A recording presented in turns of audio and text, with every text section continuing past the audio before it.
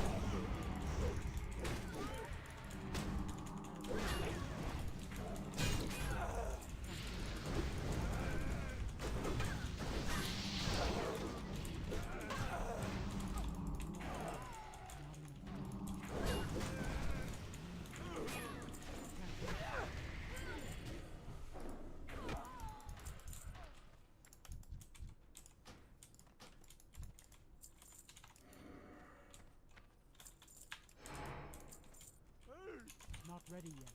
That ability isn't ready yet. I can't do that yet. That ability isn't ready yet. It's not ready yet.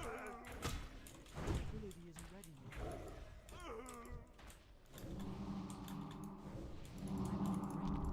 I can't do that yet. It's not ready yet. I can't do that yet. It's not ready yet.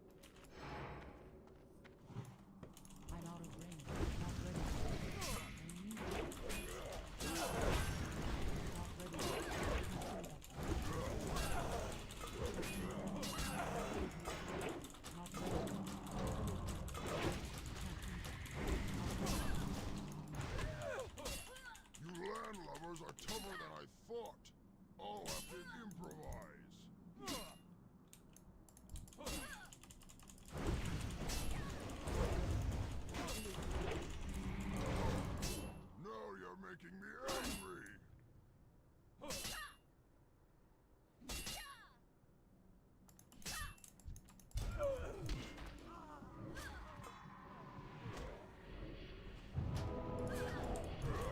Not ready yet. Need more rage. More rage. Not ready yet. I can't do that. My ability is ready.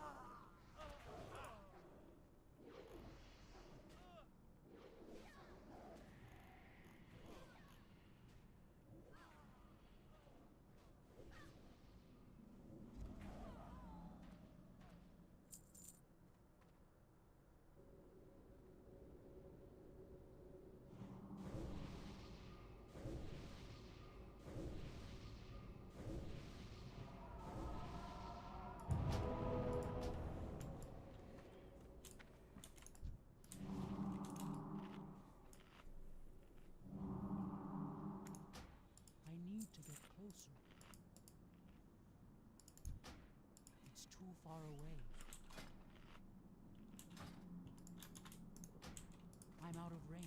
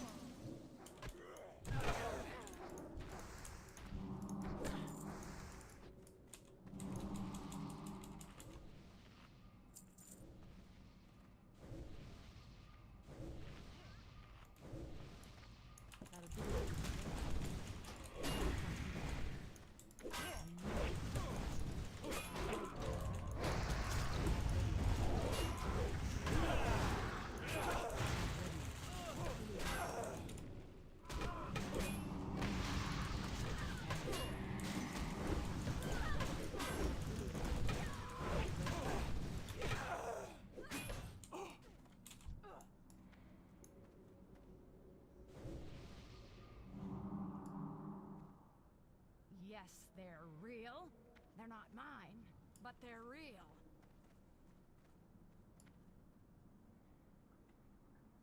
Choo-choo. Chugga chugga chugga chugga choo-choo.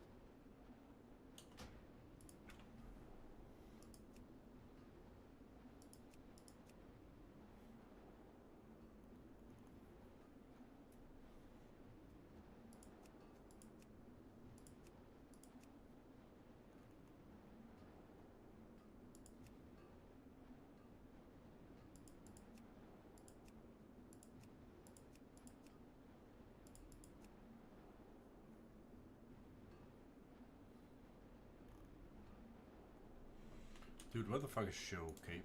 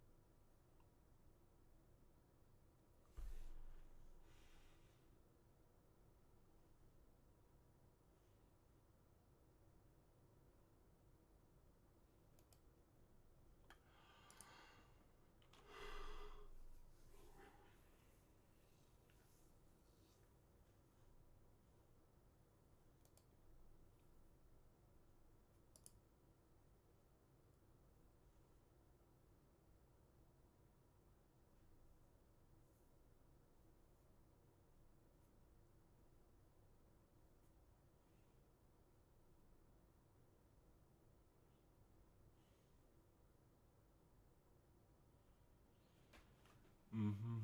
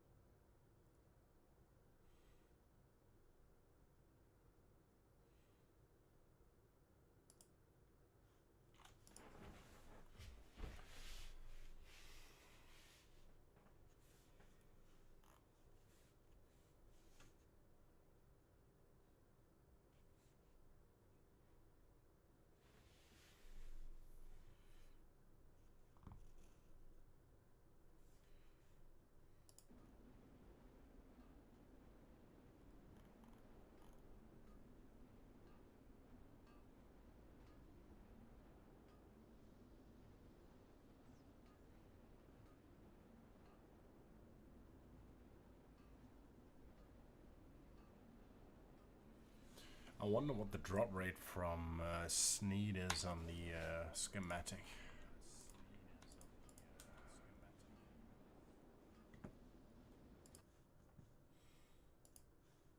Hmm.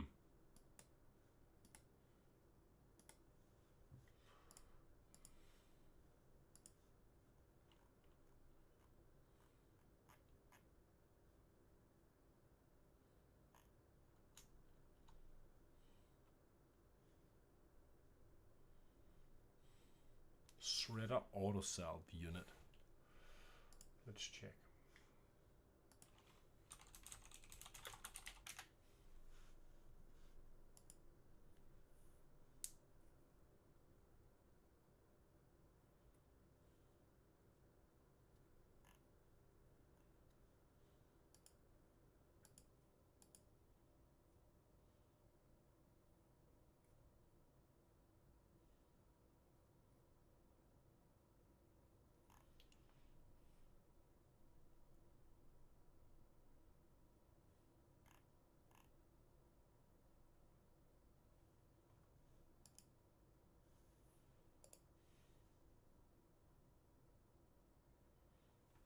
Hey, what up, Fritte? Repair i Moonbrook? Nej, der er sgu ikke med. Hvad fanden laver man i Moonbrook, dog? Moonbrook, er det ikke...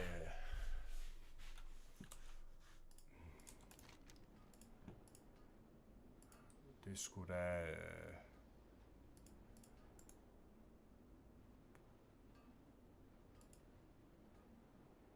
Nej, hvor fanden er det Moonbrook er med?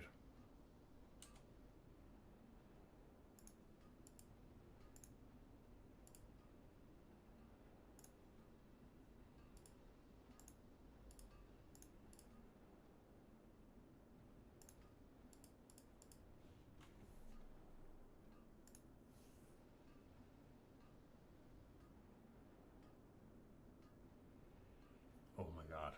True. Jesus Kristus. Nej, det er jeg sgu ikke med. Nej, jeg går lige ud og pisser, inden der bliver going her.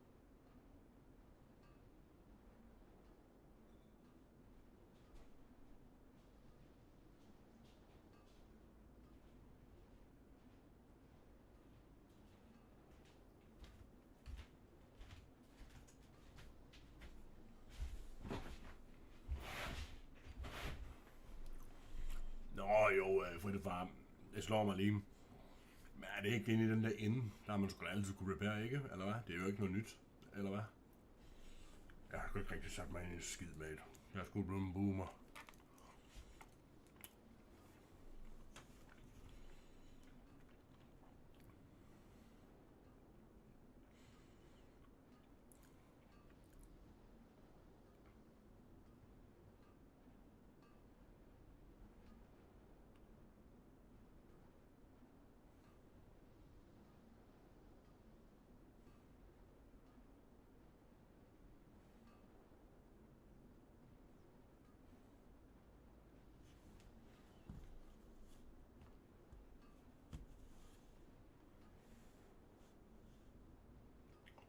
Ja, okay. Jamen, jeg tror det, vi snakker om den samme bygning, Frida. Og det er en ende, altså, nej, altså det er ikke en ende, en friendly ende, men det er en, altså selve layoutet, det er af en ende. For eksempel ligesom den i Goldshire og så videre. Ikke? Det er jeg rimelig sikker på, mate. Lige prøve at gå ud og kigge her.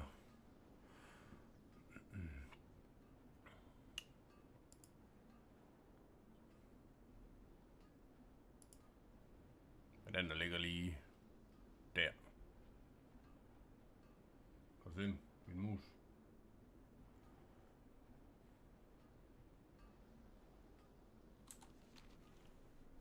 Men bro, hvad fanden sker der for, at jeg ikke anede, hvad Moonbrook var? Jeg sad og var sådan helt...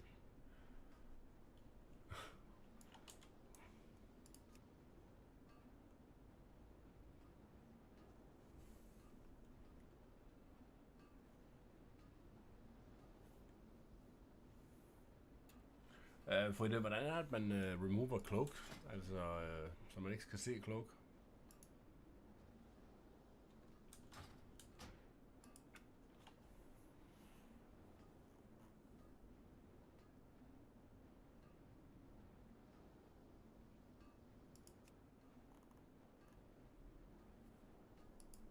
Nice, bro.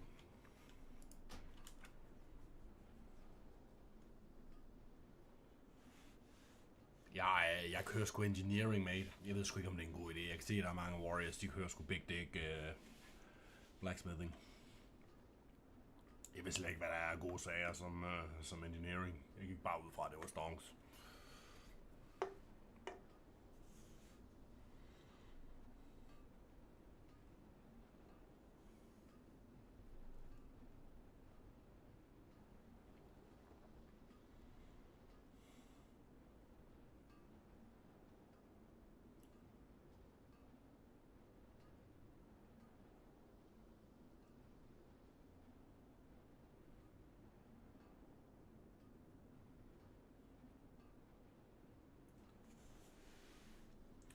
Feliz Navidad. Feliz Navidad.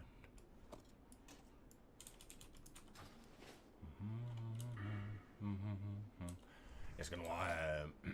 når jeg har fået den der schematic, så skal jeg nu til at fokus mine runes. Det er virkelig shit, jeg ikke har fået alle mine runes endnu. Eller ikke alle, men jeg mangler en del. Jeg mangler så set alle de gode. Jeg har Devastate, der er nogenlunde. Resten det er jo total trash can. Ej, Blood Frenzy er vel okay, men...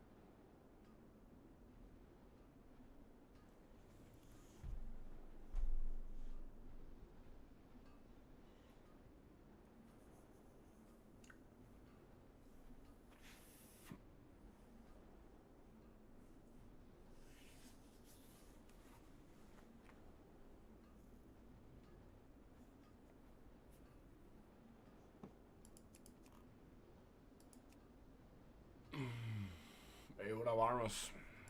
Ja, det ligger sgu op i din moms ass, efter jeg festede hende.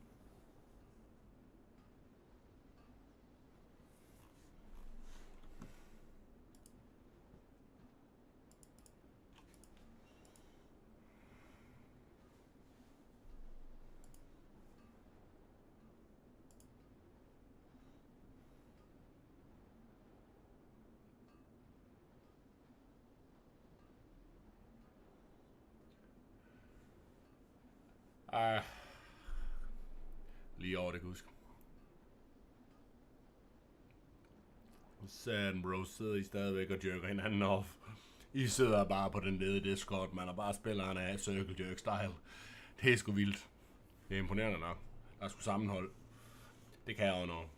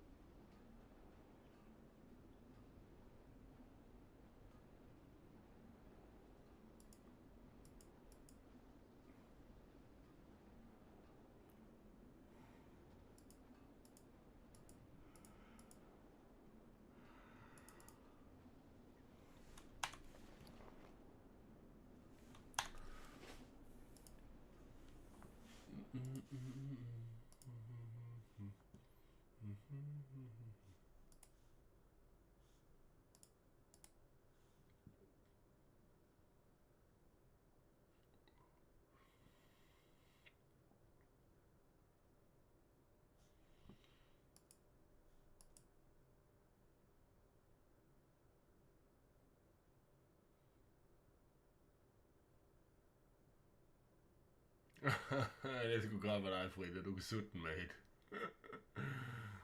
Hvad satan, mand. Så du har lines, eller hvad?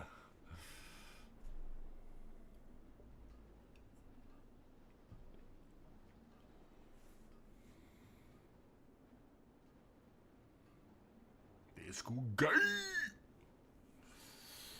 Ej, jeg skulle tænke mig... Jeg har tænkt mig at spille Alliance på Gaylord-serveren, hvad den hedder, Living Flame. Så skal jeg spille Feral Druid. Det ser satan nemt for ud. Men den er bare locked.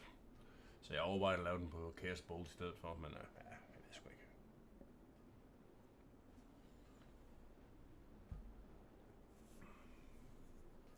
Ja, Nostalrius, det var kraftigt med the better times, det må man sige. Kæft, det var fun, man. Det var helt ekstremt.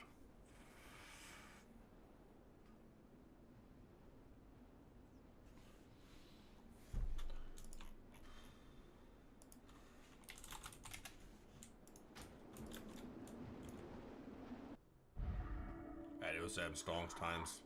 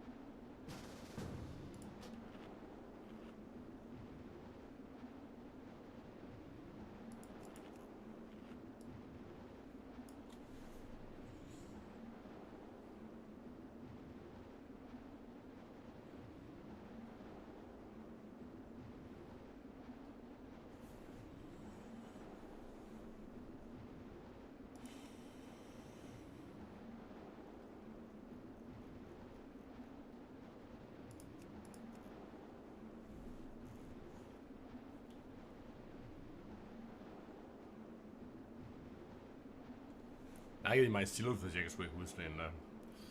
Det kan godt ske, det var Silverfish. Jeg tror sgu da, I tager sgu at trolle alle mulige steder.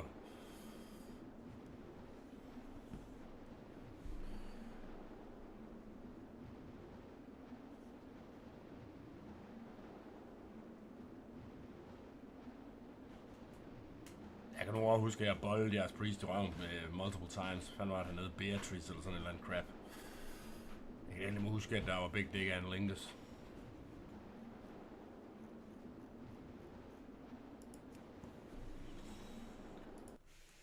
Hvad fanden var der nede? Det var ikke Beatrice, var det? Det var et eller andet.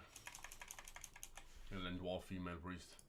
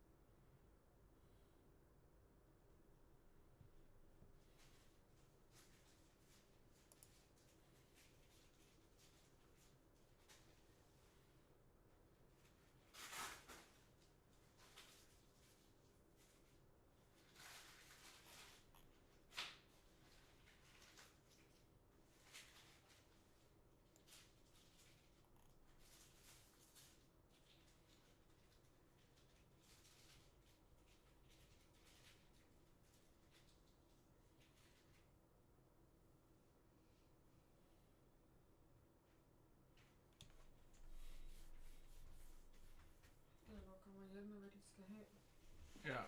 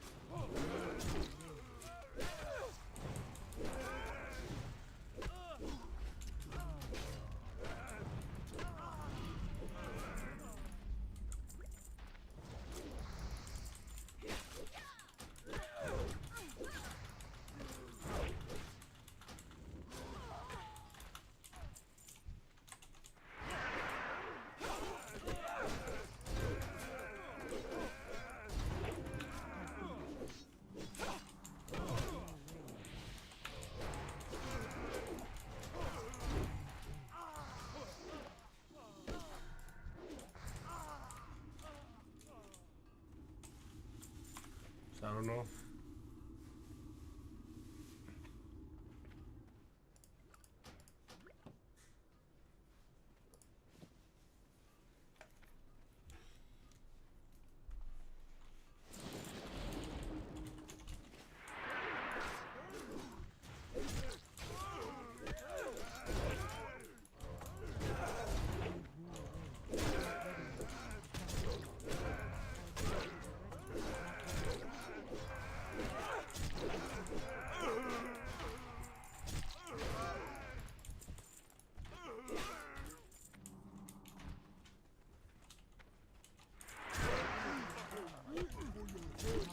High five. It's too far away. I can't do that yet.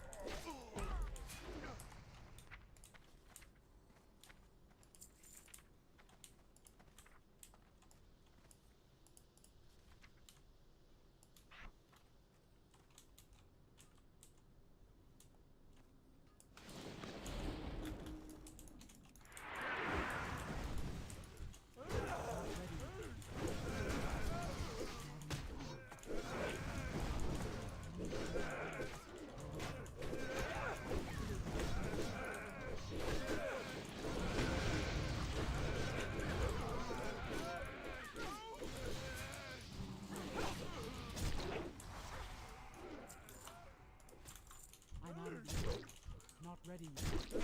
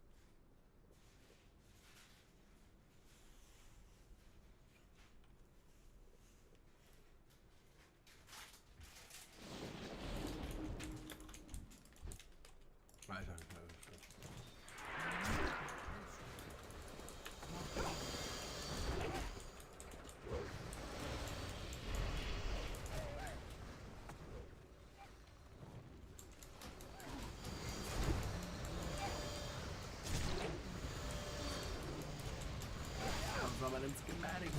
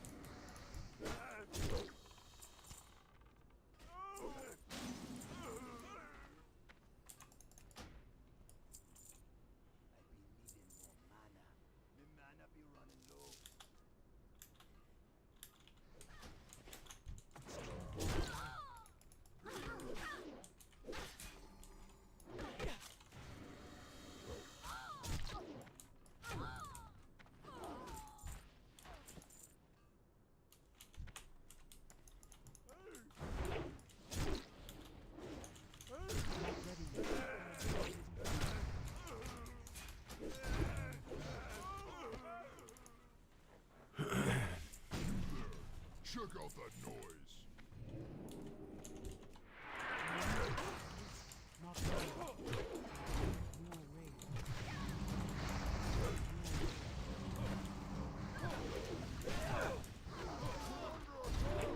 Avast!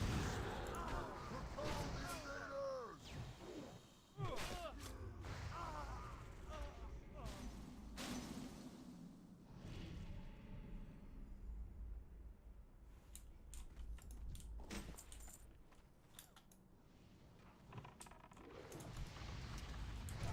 Can't do that.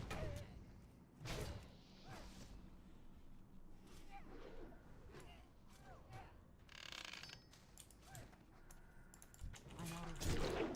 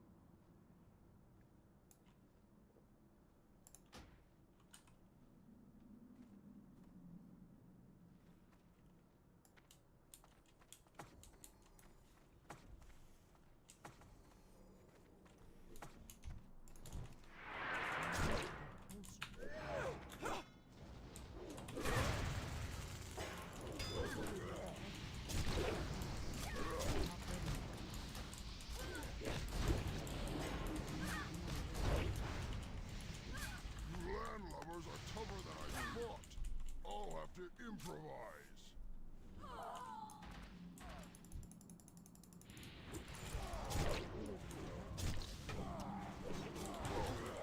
Now you're making me angry.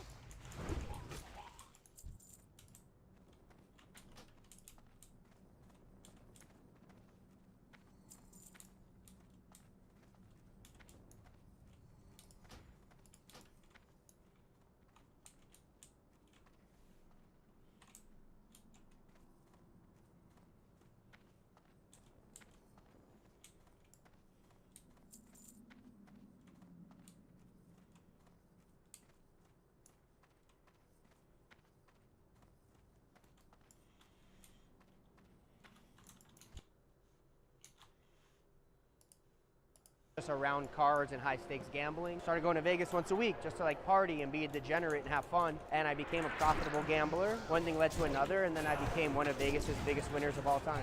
I won $1 million for Mike Malak, Logan Paul, and Ryan Garcia on one of their YouTube episodes. I made money for Lil Baby, Rod Wave, YK Osiris, 2K Baby, Lil Keed, rest in peace, Drewski, Suicide Boy. So I learned that you can negotiate with every casino contingent on your buy-in and other factors.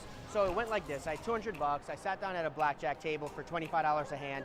I ended up taking the 200 to 5K. I stopped at 5K and I took a break. I came back and I played a little more with the 5K, turned it to 13K. Took another break, played the 13. 13, I ran it up to 26,000. I took another break. I played with the 26,000 and I ran it up to something like 125,000. But I really had nothing left to lose. It was only a $200 buy-in. When I'm at the 125K mark, I went to another casino and I negotiated higher limits. I turned the 125 into 350. And I turned the 350 into 800. Do you have a background in like statistics, math? I think it really was just in my blood. It's like what I grew up with. The same like some of the top musicians or top athletes. They were born possibly, like with an above average ability, and they studied and practiced it their whole lives. And they just kept like working and cultivating to perfection or close to it as they can get. When you're gambling in Vegas full time, making millions and losing millions, are you addicted at the time?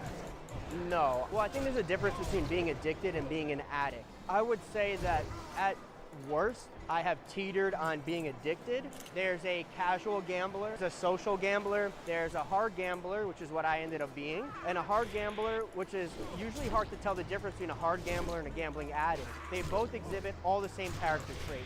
And the difference between the addict and the hard gambler is that the hard gambler can stop and stay stopped with the right external force. So if my girlfriend says, hey, I'm gonna leave you if you don't leave this gambling table and make dinner, and the same situation happens to the gambling addict sitting next to me, I'm the only one out of the two of us making it to dinner.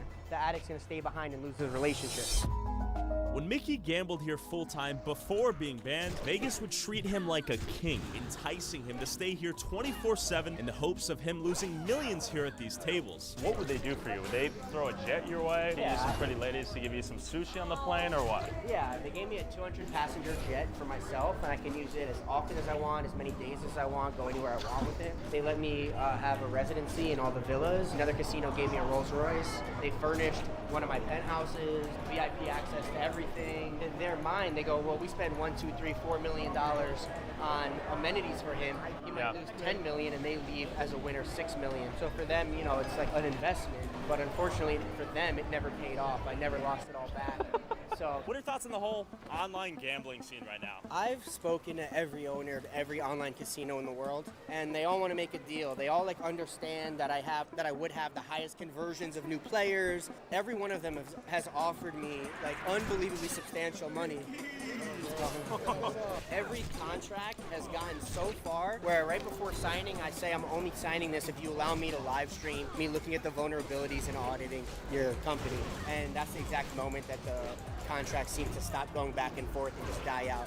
So I would take by process of deduction that they're fearful that I'll expose them for immoral, unethical, or unfair advantages against the player. I have no interest in causing anybody harm. Got it. I could have made so many millions of dollars by peddling garbage, promo on my Instagram.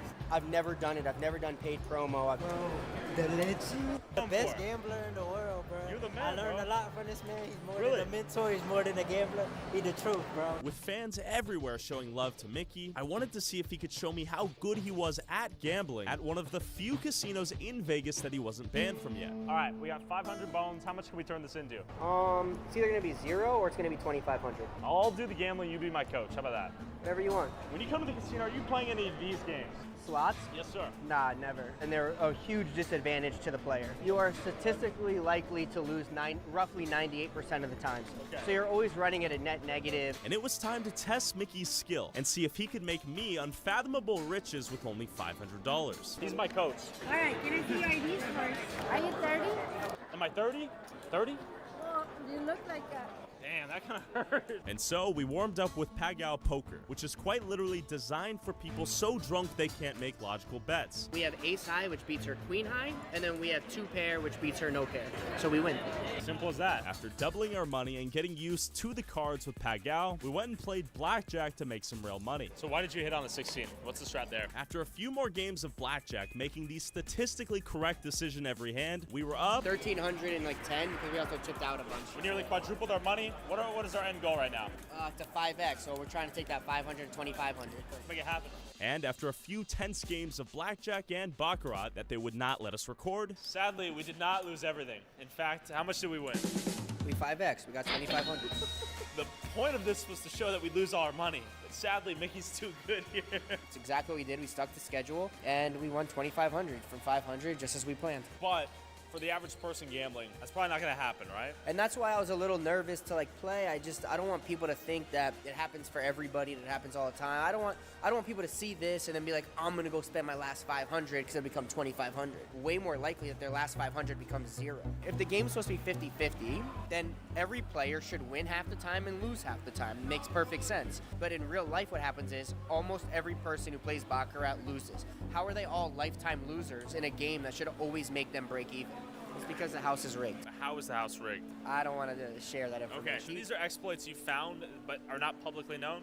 Correct. The casino's pocketing 5% no matter what, knowing the player's going to win one day and lose the next. But in real life, what happens is they collect 5% commission and the players still lose anyway, which shows that the game is not 50-50.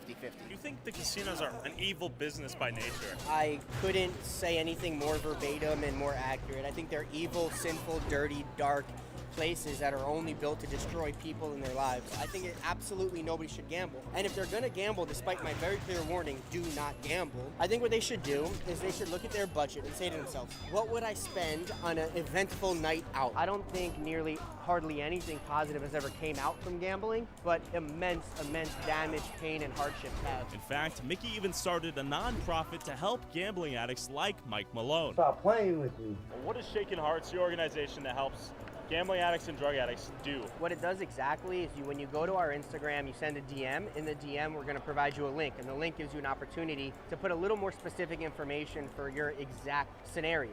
And depending on whether you select mental health or drug addiction or gambling addiction, you get paired with a professional from that exact topic, and we help facilitate whatever it takes to get you the help. So we do everything totally free of charge. Everyone that works there is a volunteer, and I was just really happy to be able to create something to just give back. Wow. You shouldn't gamble. You're not built like him. He is him. Is that accurate? I would like to say it in more humble words, but sure. Go follow Mickey, Mike Malone, and Vegas Matt, link in the description. Also, whoever has the most viewed TikTok or YouTube short using a clip from this video, I'll send you $500. Post however many times you want, but you must tag my TikTok/YouTube and put YouTube Tyler Oliveira in the title/description. Last week's winner was this guy. Go study him, and good luck, guys.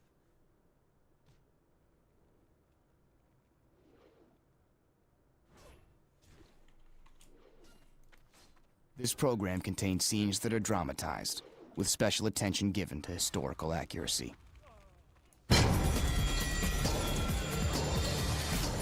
They've got money to burn. They bet as much money as they can, whenever they can. 25, 50, even 100,000 a hand. The casino host was treating these guys like they were rock stars. And they're winning, big time. There were multiple sessions where I had won in the neighborhood of $150,000, $180,000. Goddag og velkommen til.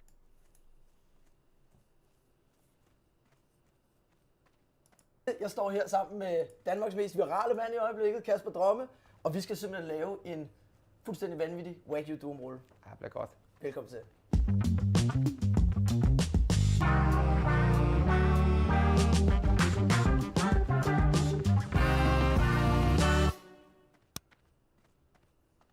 Vi har jo mødtes for noget tid siden. Lang tid siden faktisk. Hvor du kom forbi, og det var noget med mikrofonen, der ikke virkede. Ja. Nej, det var kameraet faktisk. Altså, jeg kaster mig jo bare ud i ting og sager og håber på, at det lykkes, ikke?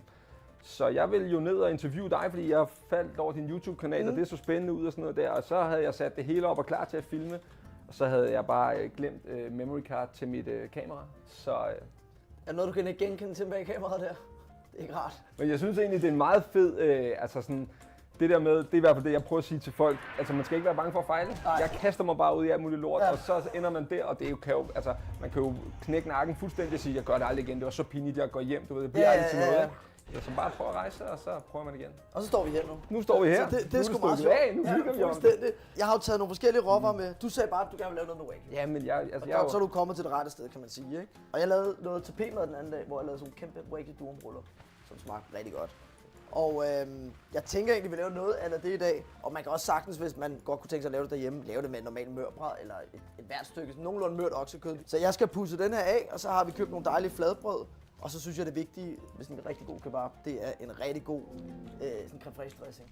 Ja, hvor man kan få rigtig meget kick på. Så jeg tænker, du må jo være ekspert efterhånden med det, du laver. Ja. Altså, nu kan jeg se, du har ikke snollet rødkål ind. Det er jo kæmpe fejl.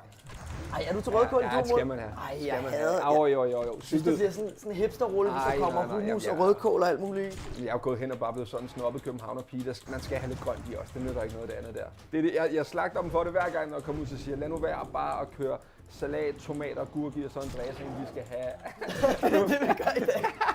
Vi skal have noget hummus, der skal noget rødkål i, okay, og så du er til alt i. Ja, kører bare. Men altså, jeg tænker, om jeg ikke skal starte med at få pusset lidt af det her af. Og så tænker jeg, at du kan hakke og snitte lidt forskelligt til en god creme fraiche dressing. Er du egentlig stærk i køkken? Jeg kan godt lide at lave mad. Altså, nu er det jo så ikke så meget, jeg lige får lavet mad for tiden. Fordi du får spist meget mad. Ja. Men ja, jeg kan så godt lide det. Og hvordan er det hele starter for dig? Fordi du har jo været... Altså, sidste gang vi mødtes, der fik jeg jo også lidt din historie, og du har været i gang med alle mulige forskellige projekter. Igen, det der med at fejle, ikke? Altså, jeg tror virkelig på, at jeg har haft webshops, jeg har ejet hjemmesider, som tjente penge via affiliate. Og det starter så egentlig det her, TikTok-ræs er det jo egentlig der, det starter, at jeg laver anmeldelser af proteinpulver faktisk, fordi jeg ejer nogle hjemmesider, som tjener penge på, når folk køber noget proteinpulver. Så tænker jeg, at det kan man sgu da godt gøre på en sjovere måde, end at jeg bare sidder og skriver et eller andet. Så jeg tester det, og så siger jeg min ærlige mening om det. Lige pludselig så sidder jeg tilfældigt og har lavet en video på noget proteinpulver, og så får det bare 140.000 visninger. Så lige pludselig kan jeg se, okay, det kan et eller andet, det her medie. Så finder jeg ud af, at det der med mad, det er folk sådan rimelig interesseret i, og det er jeg selv interesseret i, så tænker jeg, okay, den prøver jeg at gribe. Og det rammer jo også bredt, fordi dig, mig, alle sammen vil jo gerne vide, hvor køber man en god et eller andet. Ja. Og så prøver jeg bare at holde det helt ned på jorden, så det ikke bliver alt for fint og alt for dyrt, så det bliver kanelsnegl for Føtex og shawarma for den lokale og sådan noget der. Og så stille og roligt prøver jeg at finpudse. Ja. Creme fraiche dressing, som du skal lave? 38, ikke en god tung dreng, ikke? Det skal være 38. Ja. Alt andet, det går ikke. Nej. Så vil du ikke bare lige, den skal lige røres lidt sammen, kan jeg se. Ja, en lille smule mere. Jeg er en nærpind, kan jeg godt se. Ja. Og så en masse god aioli. Og det er en rigtig dejlig fed en, ikke? Okay. Det dufter altså også godt af hvidløg, den her, det er helt sikkert.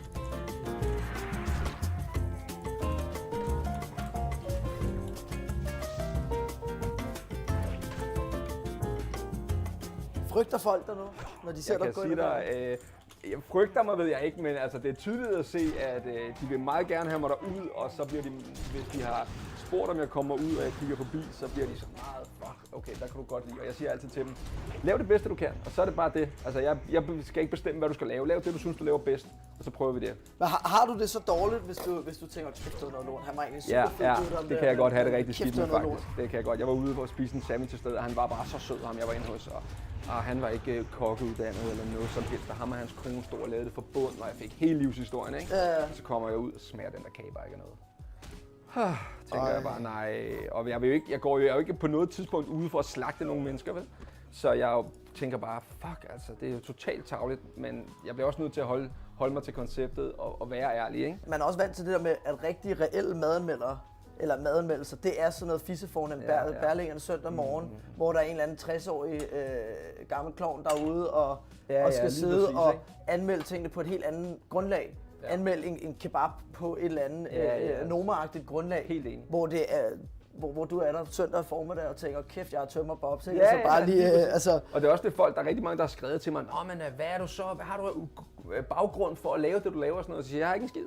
Nej. Altså, jeg har 34 år med min egen smagsløg, men det er de færreste andre mennesker, der alligevel har en kokkeuddannelse, som ved, hvordan ting skal smages. Vi ved bare, hvordan smager en pizza dagen efter, og man kan alligevel godt fornemme, Er der kredse om råvarerne? Er det noget andet end bare, du ved, den der bare tæppebumpet ind i kød og kørt en gang dressing henover, ikke? Og det er jo også det, der gør, at du er virkelig talerør for den normale forbruger. Ja. Altså, det er vel det, der virkelig rammer, ikke? Jo, helt enig.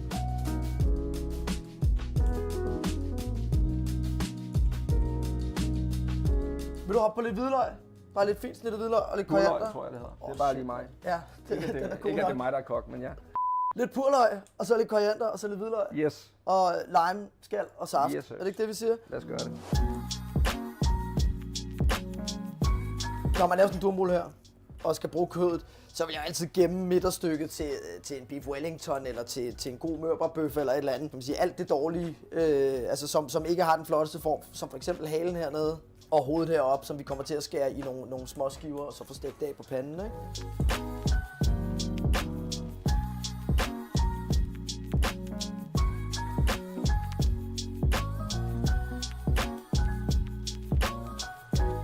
Så det hele går simpelthen bare ud på, at det skal være noget livsnydelse. Ja.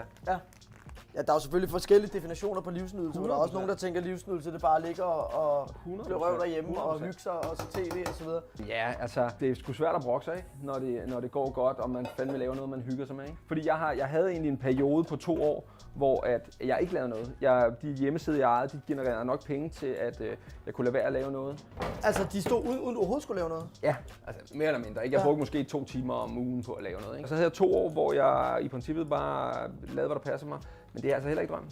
Det er ikke drømmen at gå og pille navle og spille FIFA hele dagen. Det lyder sjovt i en uge, men så skal du ud og møde mennesker og interagere og lave noget fedt. Ja. Så. Jeg er helt enig.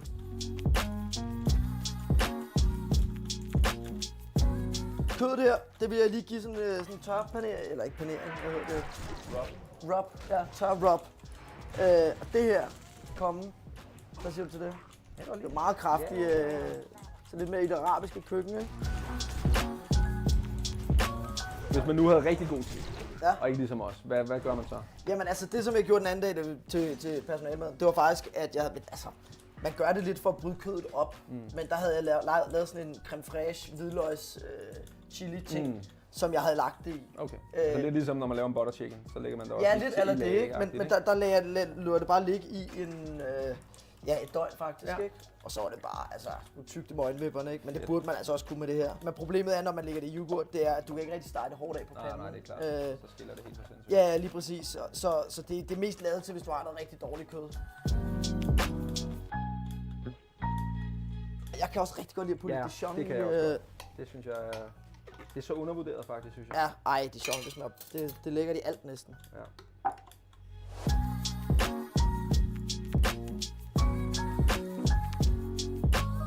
Tror du kommer til at løfte konceptet op til også at stå og lave smage Michelin-mad og alt sådan noget? Eller vil du holde det i det der relaterbare hverdags? Jeg har ikke tænkt over at gøre noget specielt. Jeg vil bare gøre det, jeg synes er sjovt. Ja. Så jeg gider heller ikke holde det på et niveau, fordi det skal have så mange visninger som muligt. Jeg skulle ligeglad egentlig med at blive millionær, hvis jeg bare kan. Altså, fordi et eller andet sted, du ved, hvis man lever af at spise god mad, hvor vi er så henne, ikke? Altså på skalaen, så er vi rimelig godt deroppe af, ikke? Ja, så har man det meget. Det her mener, ikke? Altså, så hvor jeg synes ikke, jeg er så langt for at leve et virkelig, virkelig lækkert liv, vel? Så jeg behøver sgu ikke bo i et kæmpe hus i Hellerup og være alt for fin. Men på den anden side, så kunne det måske også være meget sjovt at tage folk med ind bag verdenen til, hvad er det egentlig, man sidder og spiser, og hvordan er det egentlig, og er det så vildt, som det bliver sådan Noma, du ved? Er det så vanvittigt, som det egentlig er, eller hvad, ikke? Så igen, jeg prøver bare, hvad jeg synes er sjovt, og så tager vi den derfra. Ja, fedt nok. Ja. Det er dejligt frisk, ikke? Jo, den er god tung også, ikke? Jeg kan godt lide, den er lidt kras med ja. Jo. Den giver lige Det smager pis godt, det der. Ja, det er lækker. Skal vi ikke bare sige, den er hjemme? Den kører. Skal vi starte kød af? Og så skal vi have snittet lidt forskelligt. Der har vi jo haft vores uenigheder omkring, om der skal rødkål i sådan en. Ja, men det er, du slet ikke spist nok i de der lokale shawarma. Det skal man have. Altså, jeg har boet 7 år på Nørrebro. Jeg tror, jeg har smagt samtlige kebabsteder derfra. Men det er fordi, nu står vi her, ikke? Og vi snakker fed, vi snakker lækkert fedt kød. Jeg har lige brug for en syre til at lige at rive den op. Ja. Jamen, altså, jeg kan godt se, hvor du kommer fra. Kan I se? Altså, jeg kan godt gå med til persille og feta og sådan noget, det elsker jeg ikke. Ja. Men jeg sætter simpelthen grænsen med rødkål og hummus. Nej, det skal der i. Det skal der i. Jeg er ked at sige det, det skal der i. Når man er oppe og spille Superliga, så er det altså, det er der, man er. Det er, der skal hummus og rødkål i. bare halve, eller vil du have Ja, dem? halve eller i 4 eller sådan noget, ikke? Men der synes jeg også, at det er vigtigt, at cherrytomater, hvor det Ja. der er sgu lidt smag i. Sådan en enig. tavlig bøftomat, der ligger nede i pizzamandens... Jeg kunne ikke være mere enig. Altså, er det smager så bare ligegyldigt. ingenting. Det er fuldstændig ligegyldigt, ikke?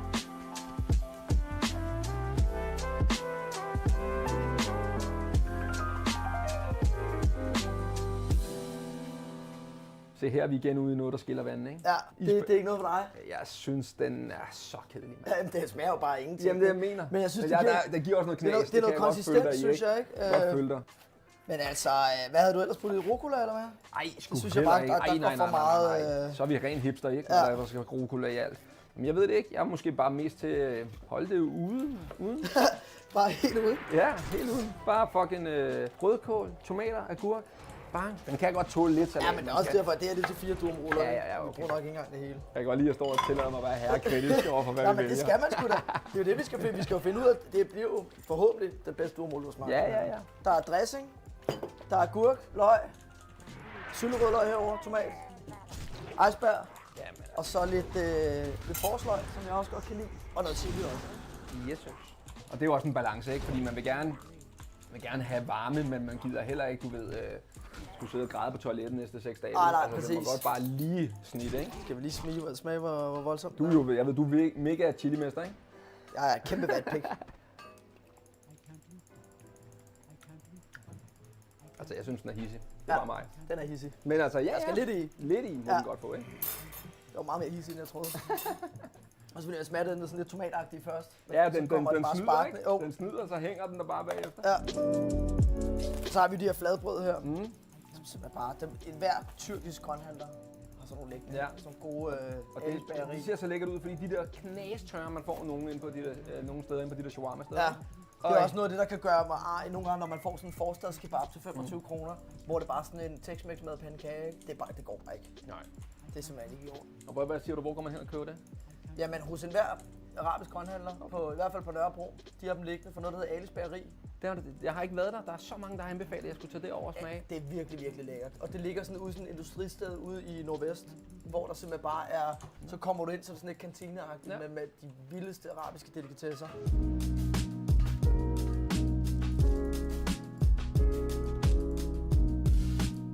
Hvad med dit yndlingsburgersted i byen?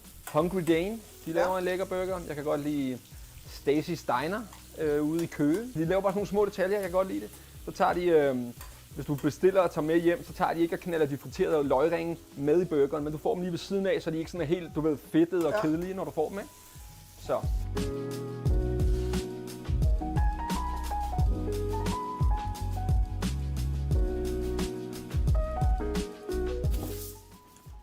Sådan der. Det kører en fuld pizzamand-style, ikke?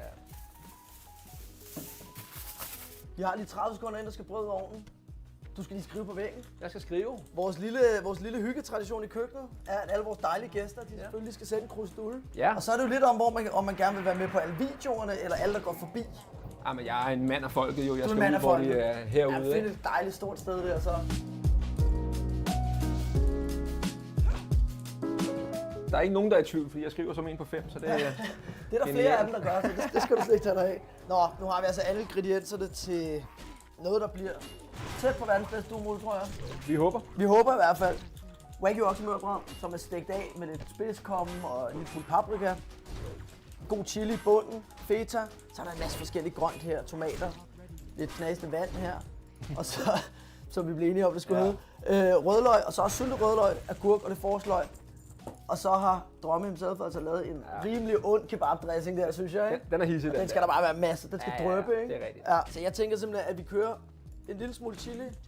Hvad siger du til mængden? Det er fint. Det er dig.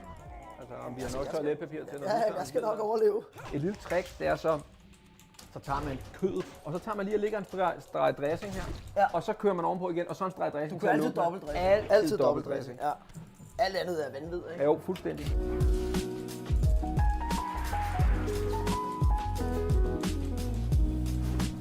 Nå, så skal der sgu rulles. Op her. Ja, sådan der, ikke? Og så lige tage den første runde rundt om, og så lige holde den stramt her. Okay, sådan der. Her. Og den her. Ja. og så ned. Ja, lige præcis, og så luften med fingrene, og så kører du bare strammere og strammere.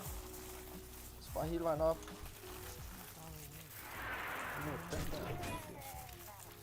Og man kan sige, at den fylder jo det samme som normalt duo, men der er bare meget mere tung fyld i den her, ikke? Halløj. Ja. Halløj. Ja. Det ser sgu godt ud, ikke? Hold kæft, man kan ikke lade være at smile, vel? Nej, det bliver god. Jeg glæder mig. Sådan der. Jeg vil så også sige, hvis den ikke smager godt, så kan vi lige så godt bare smide håndklædet rent, Ja, ikke? det vil jeg sige. Og den er fin medium rare. Kødet ser så lækkert ud. Ja. Og min dressing, den holder, ved jeg. Så altså, grønten kan man ikke gå galt helt Nej. Så. Skål på den. Skål. Lad os gå mig op.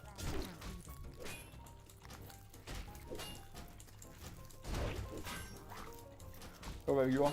Vi lavede en fejl. Kun en gang dressing. Kun en gang dressing. Skal lige have et skud mere? Må man godt lige, må man ikke? Jo. Du kunne smage med det samme. Ja. Man må simpelthen Kun ikke en gang dressing, det man går må du ikke ikke ned være på. nær med dressing.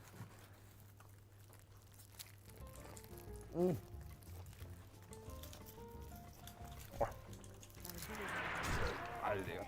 Hold kæft, det er lækkert. God balance også, synes jeg. Og det er det chili skal gøre. Den skal bare lige løfte den lidt, ikke? Jo. Ej, det er i orden. Det er Ja, fandme i ikke? orden. Ja.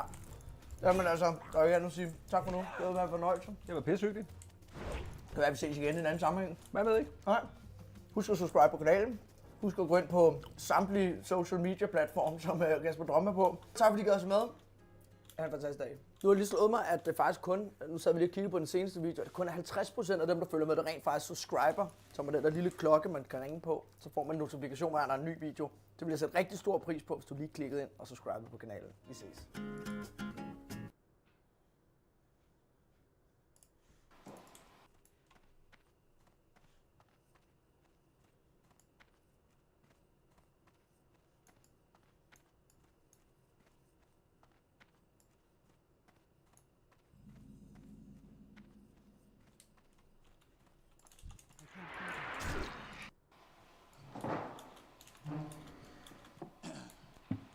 Cool, thank you very much for joining us. Just taking that microphone there. Here. Curious, I mean, you know, these events that on Fight Pass, they feel a bit bigger every time. Your thoughts on the event and tonight as it went? Yeah, I thought it was great.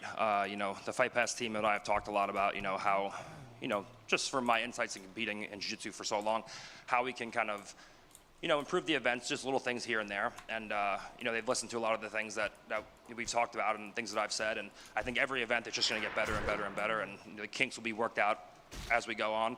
And, you know, it's going to be, it's going to get serious. This event was, you know, the crowd's amazing. I think we could definitely do a bigger crowd next time because, you know, we're selling out. They're selling out every event. There's not that many people, but every event now is selling out. And, you know, the rules, I think it's cool if they have like a hybrid rule set where they have like, it's not all EBI rules. They did like rounds and they did the judge's decision. And then they had Roman's match went to a draw. So I think they're gonna, I think implementing the EBI rules and maybe ADCC rules and judge's decisions, I think it's unique in the fact that it's not just one rule set across the board. Whereas if, you know, EBI has just one rule set, who's number one has just one rule set. And you can kind of tailor the rule sets to the athletes where like, UFC athletes don't really practice the EBI rules that much, so you know, a round, you know, 10-9 decision is a little bit better and more comfortable for them. So I think it's really cool what they're doing with that. Listen, we're an MMA-centric media core here, so obviously it feels bigger to us when it's on Fight Pass, but for you and someone who's involved at the highest level of the sport, when it is on this platform, do you feel like, oh, we're getting newer eyes to the sport of jiu-jitsu? For sure. The whole thing is just to take the average MMA fan, which is already involved in combat, and just to convert him to a jiu-jitsu fan. And then, you know, that's better for everybody. It's, you know, it's better for us as athletes. It's better for the sport as a whole. There's more eyes in the sport.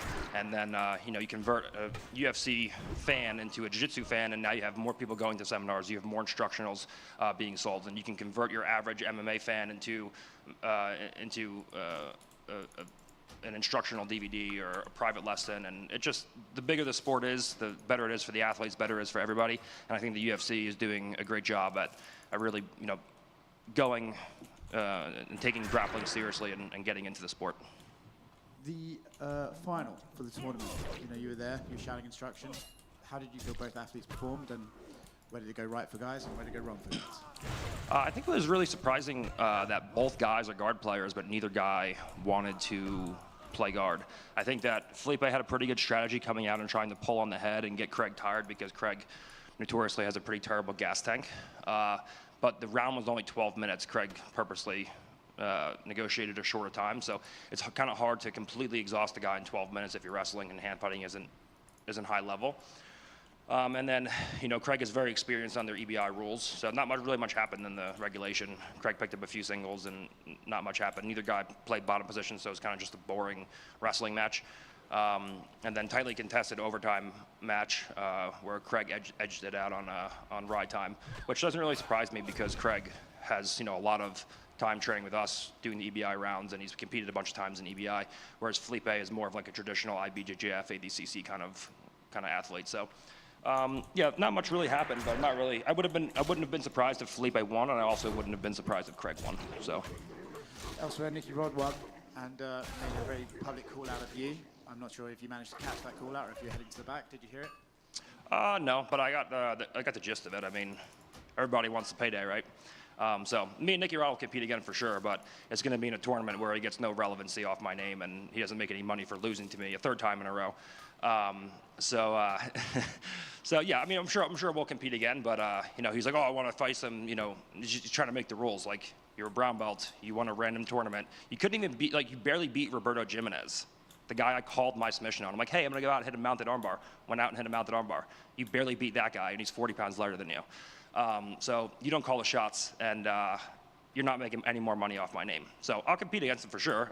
There's gonna be another time, a time in the future where we will compete like ADCC, and that'll be me just going out and embarrassing him again, and he won't get any recognition or money from losing to me. Because you have to understand, when guys compete against me, they make 2 to 3 times as much as they usually would competing elsewhere. So Nicky Rod has literally no money, so calling me out is the easiest way to actually make some money and move out of my sauna and actually buy himself a house or rent an apartment or whatever he wants to do. So yeah, and I figured that was coming because that team relies on just the relevancy of me and talking about me to stay relevant themselves. So I'm not really surprised that happened. And coming off of the performance that he had, like just doing nothing, not being able to take down Roberto, like not doing anything to Roberto in regulation, barely winning overtime, not really doing anything of significance with Wagner, having like a pretty tightly contested overtime until he strangled him, then getting his arm broken by Dan, who's a purple belt, and then wanting to call me out. I was like, dude, just stop. That's just a joke. I'm assuming you weren't too impressed then with his specification that USADA needed to be involved and you both had to pass USADA testing before and after any potential competition. Well, first of all, no, because steroids are not illegal in jiu-jitsu. Number 2, I actually have a contract coming to Nicky Rod for USADA and WADA testing from now until the next ADCC. So interesting to see if he's going to sign that. But yeah, like I said, I make the rules. I name the time, I name the place, I name the rule set because I've earned that because I actually can win matches. Like Nicky Rod winning 3 matches in a row is actually impressive because like he's literally never done it before. So it's actually impressive that he actually has won 3 matches in a row now. He has slightly more wins now than he has. He used to have half as many losses as he has wins. Now he has the ratio got a little bit better tonight. Still has a 40% submission rate because EBI rounds don't count when you actually do statistics.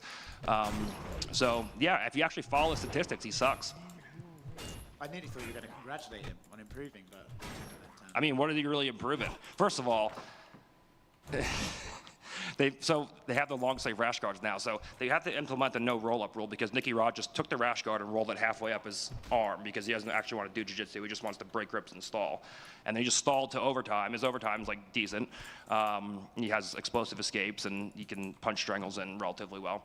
But if you actually look at his jiu-jitsu during the regulation, he like literally doesn't know a single move. Like he hit a body lock pass on Dan, and can do that if he locks his hands. But other than like having a body lock, which he learned from me, because I would just body lock pass him repeatedly every time we trained, he literally doesn't know a single move besides that. And last one for me, I think we could probably guess where your mind's at with this, but Craig Jones done a podcast, Nicky Rod wins tonight. the relationship between you and those guys has probably never been worse, or is it just the same as your opinion that they're just trying to get cloud off your name and you don't need to care about them? No, I mean, you guys are going to ask questions and I'm happy to answer them. But, you know, I think what happened at ADCC was pretty clear. Like, the team split, you know, a lot of the top guys went over there.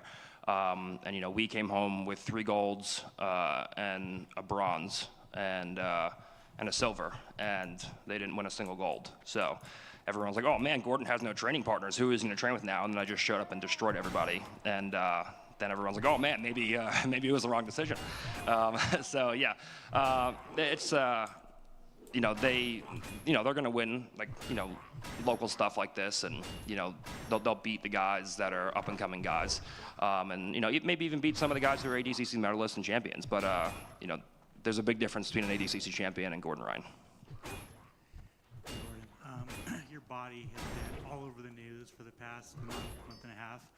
I mean, do you get flattered that everyone talks about your body and you know, how skinny you were and now how you're getting healthy and you're getting back up? Like, is it flattering or is it annoying? It's just amazing to see the level of intelligence of the average Instagram commenter. It's like the only place worse, I think, than Instagram is maybe Reddit and YouTube. Like, those are like the top 3 like dumbest people I've ever had to interact with. So yeah, I was like you know, sitting around like 220, 225 pounds before my surgery. I wasn't able to lift because I had strep throat and I was sick and I wasn't training. And then I lost like 20 pounds every week after surgery because I couldn't eat, I couldn't really drink anything. I was, you know, taking IVs because I had my tonsils taken out. So I lost like 20 pounds. But then the second I started eating, I went right back up to like 225. And you know, now I'm actually eating pretty well because I'm not on antibiotics anymore and my stomach's doing okay. And so now I'm like getting big and I'm starting to lift again, and I'm not doing jiu-jitsu. So when I do jiu-jitsu, and I'm doing jiu-jitsu twice a day, it's hard for me to get big because I'm doing cardio all day. Well, now I'm just lifting weights and eating food, so now I'm actually able to get big. So now I'm like 240, so I'm like, you know, 10 pounds heavier, 15 pounds heavier than I normally am, but that's because I'm not doing jiu-jitsu again yet because I still have to wait for my nose to heal. So it's like a pretty standard, like if you actually like think about it for like more than 10 seconds, you would like be like, oh, that may actually make sense. But people are just like, oh man, you see what happens? See what happens when he's not on steroids? I'm like, no, I just like had a surgery and I was dying for 2 months. How is your stomach? It's doing a lot better. It's not 100%. It was doing really good until I was on 45 days of antibiotics for strep throat. I did like 4 rounds of antibiotics because they couldn't cure the strep throat. So I kind of relapsed a little there, and then I had a hard time swallowing pills after the surgery, so I had to like stop taking all my stomach medication for like a week or 10 days. But now that I'm back on, now I'm doing a lot better. You know, still not 100% for sure. I have my days where I'm still nauseous, but it's significantly better than it was. You know, when I wasn't competing.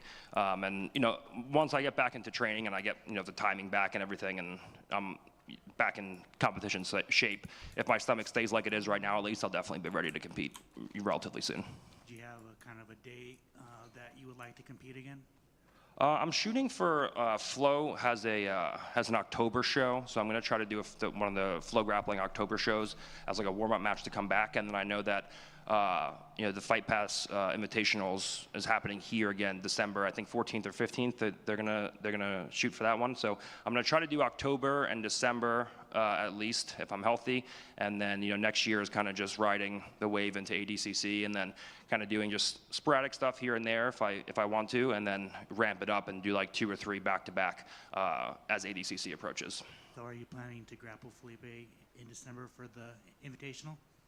I don't think December for Felipe, just because of the fact that this is the longest I haven't trained. It's been like almost 4 months for me just dying. But I think definitely next year, maybe like during like International Fight Week or something during July, then you know, it'll be a good build up because there'll already be a lot of traction because of ADCC. So I can do like last year where I kind of do like a warm-up match and I do Felipe, and I kind of we build the story into ADCC. So right now, I'm just trying to get back into the swing of things because it's been so long since I've actually been able to be training because I haven't been healthy. So just, you know, dealing with that now, and then playing it by ear, and you know, monitoring my health, and hopefully be back out there soon. Thanks, man.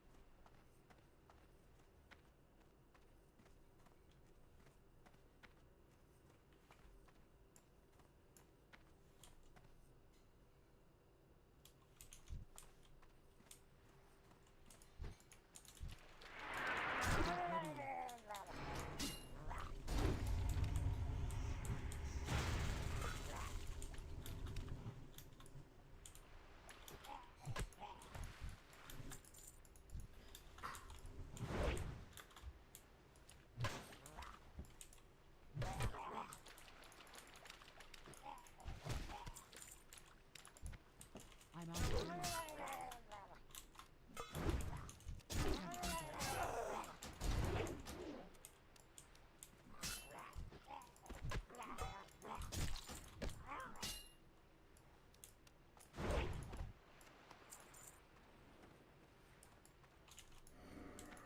I need to get closer. Not ready yet.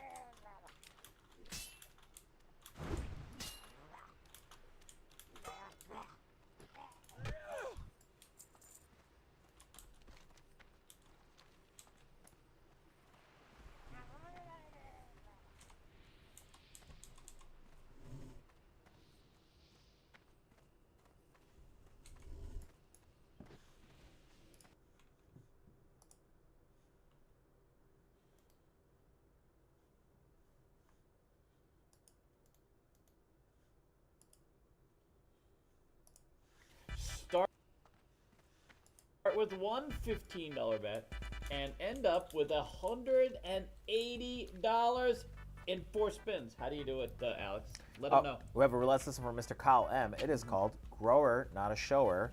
$150 in nickels, sir. 30 chips. Snake charming system.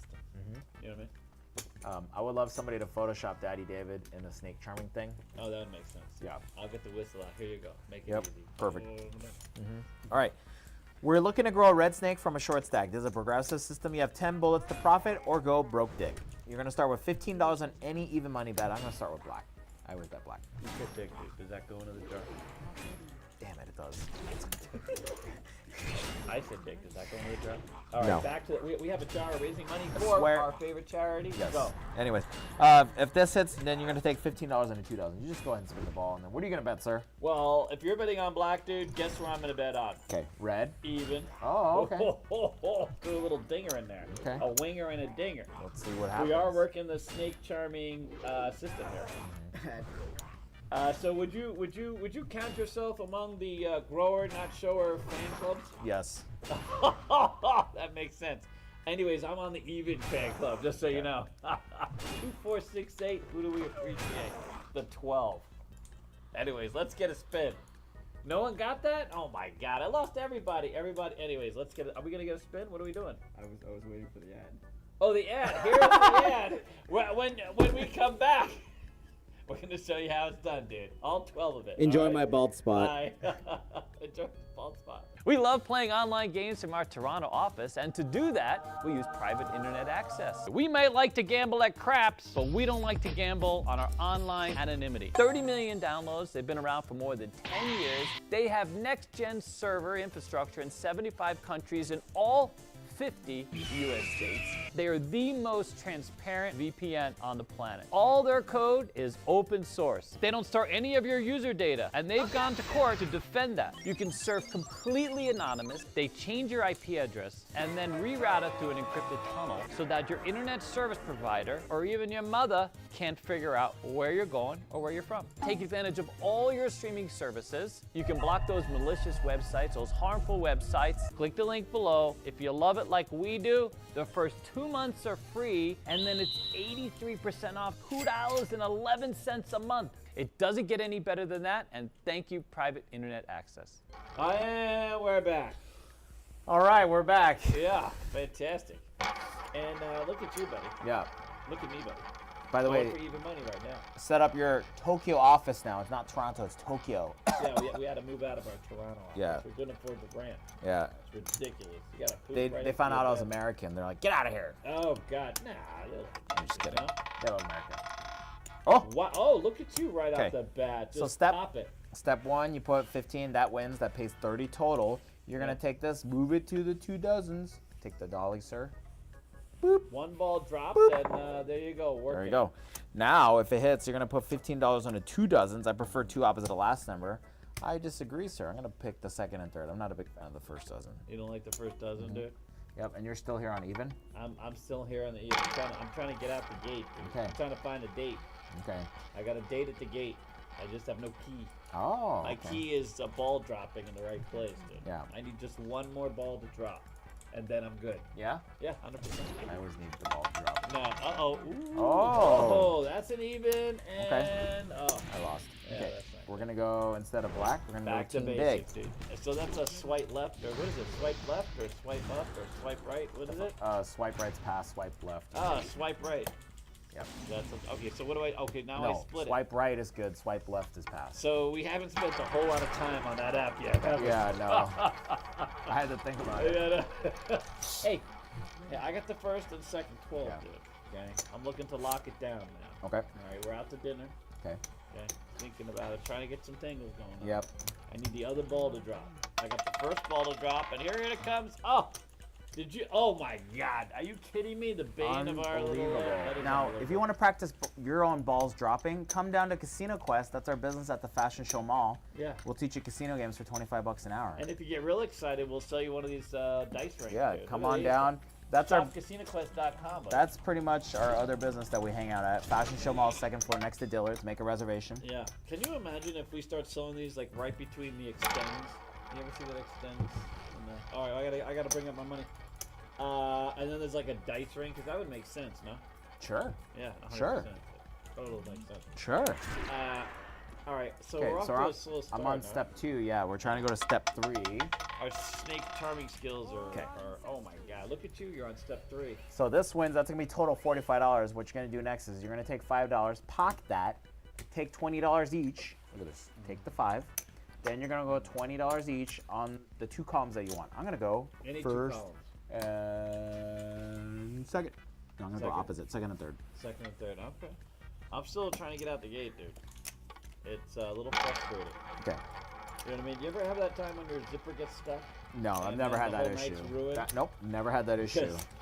And you're just insisting on the zipper action. You just don't want to go. Never had that. You know what I'm saying? Nope, never had that issue, No, sir. I understand. Oh! Oh! Look at us both got whacked, dude. Not in the good whack either. Oh my No. God! Look at you. That's so depressing, dude. You Dum might dum wanna- dum dum dum. You might want to open the window and smell. Okay, we're gonna go Alright, black you're gonna again. go? Yep.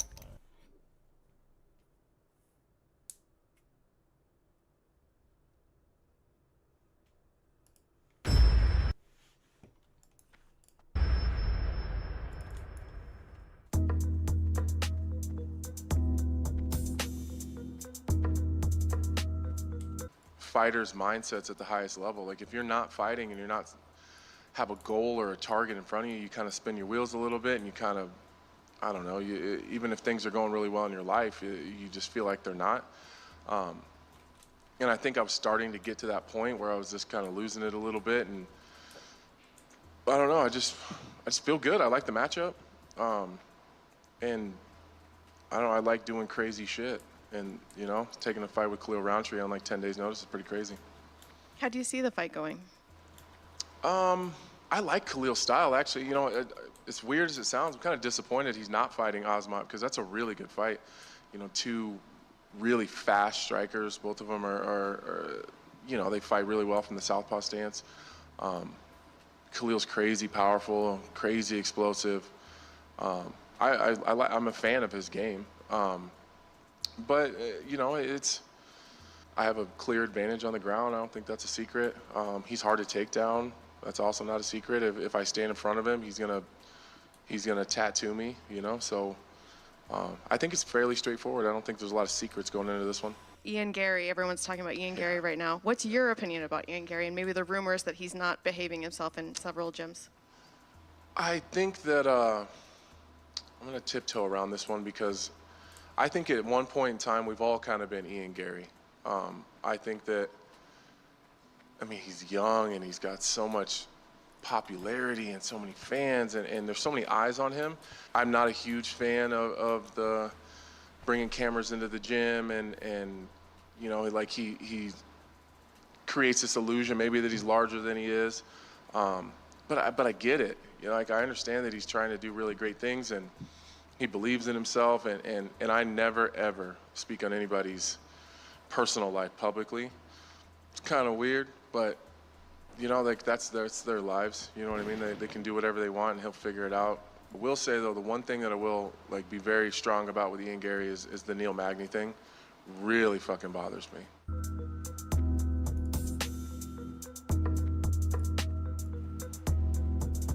So guys, I went to the PI today and I ran Kentucky and Gary. Awkward, man, awkward. He looked at me hard, you know, security had to escort us around. Fucking awkward shit, right? I'm laughing my ass off. But anyways, Gary, I don't fucking hate you, dude. I actually like you. I think you're a fucking funny little dweeb. You make me fucking laugh. I think you're a dumbass kid who got some pussy that was too good for him and it got in his head and it fucked you up. I look at you like a victim. I don't want to fight you, bro. I'm happy for your success. I'm happy for you. But if you look at me hard and you're feeling some kind of way, if you're feeling some kind of way that you need to get this shit handled and you want to look at me hard and that's what you want, slide up in the DMs, bro. I don't want it, but if that's what you want, you know where to find me, man.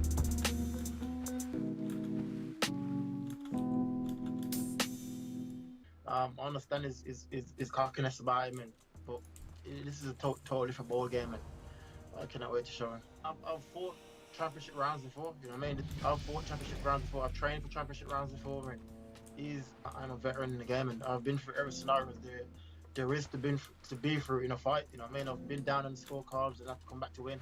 I've been dropped in a fight before and came back to win, you know what I mean? I always find a way to win, and that's what I'm going to do with confidence, knowing that I can win under any circumstance, you know what I mean? And let's see how he does when the fight's not going his way, you know what I mean? Let's see how he does when he's getting taken down, when he's on his back foot, you know what I mean? He was like, I'll fuck you up, you ain't nothing.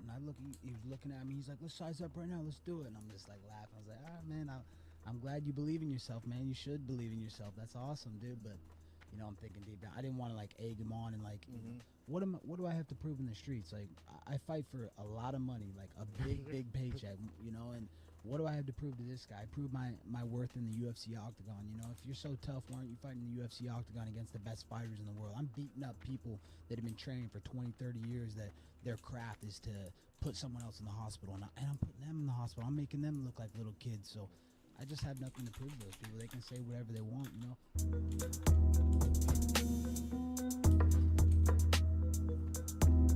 That's a big question mark for me and Anthony Smith, who I think still to this day, you don't know which Anthony Smith is going to turn up. He's a guy that looks like he could maybe be a champion in his division, and there's other times where you're like, man, what is he doing out there? So I don't know, and I don't love the fact that he's taking this on short notice, because I think if Anthony Smith is going to be more reliable, I would think that it would be an Anthony Smith that has been in camp, that's working on game planning, and that's not going to be the case here. Roundtree is extremely dangerous. He's extremely dangerous with his leg kicks.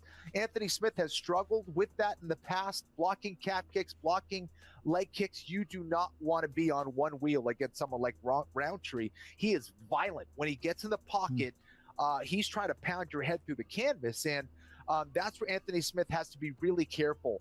I think that he's also going to be down on athleticism and speed tremendously in this fight. I think Anthony Smith can win this fight by taking down Roundtree. Right. You know, and I think that's his easiest path to victory. I think that we'll probably see him try to do that early in that fight. If he's able to do that, Anthony Smith wins this fight on the ground. He wins by either TKO or by submission. Roundtree, that's been a vulnerability of his. I know he's been working on it, but he's not.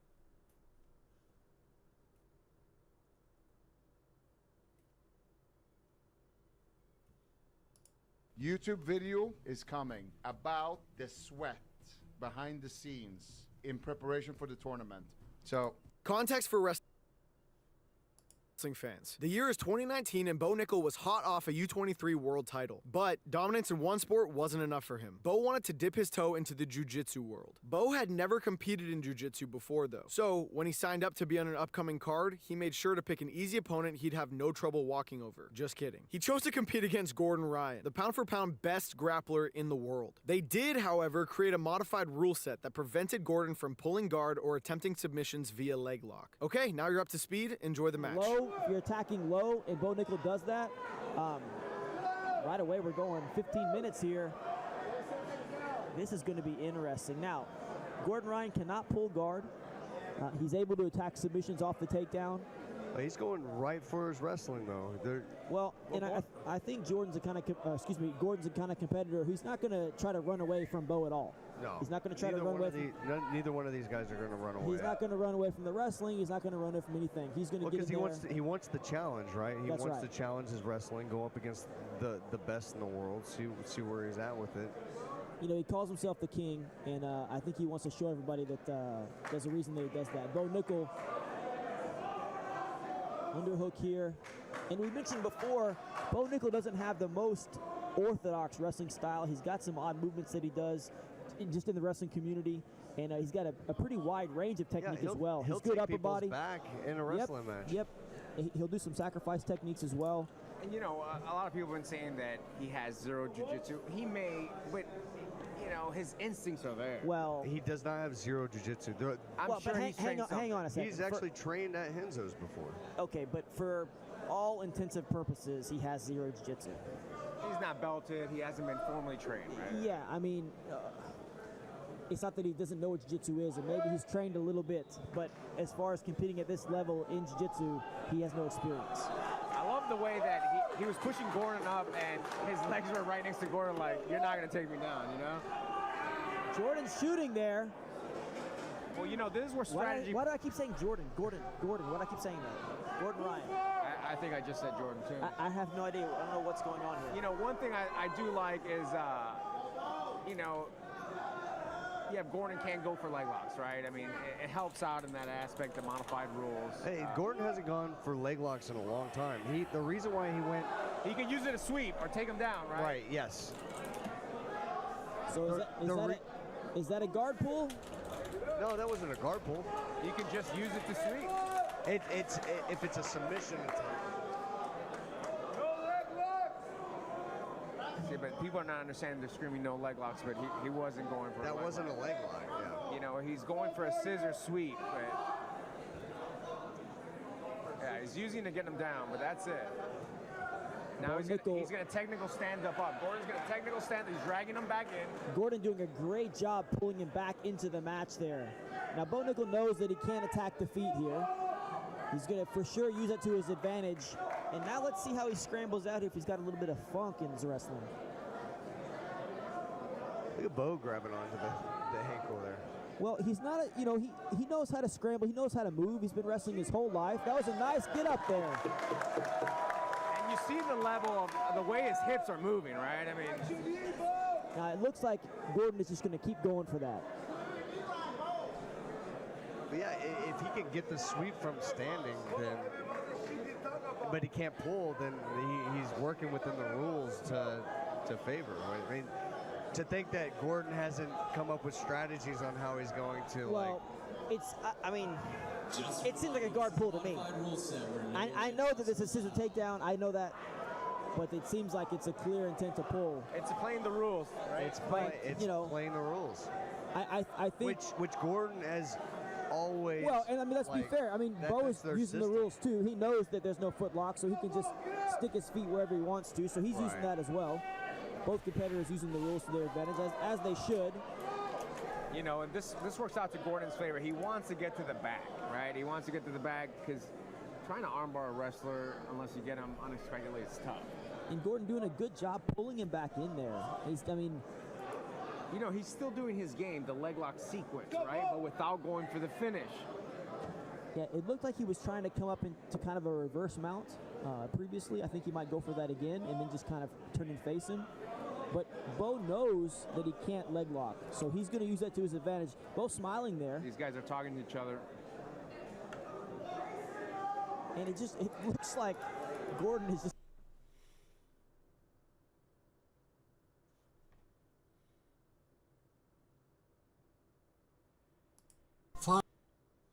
Finally, Georg gets red cover.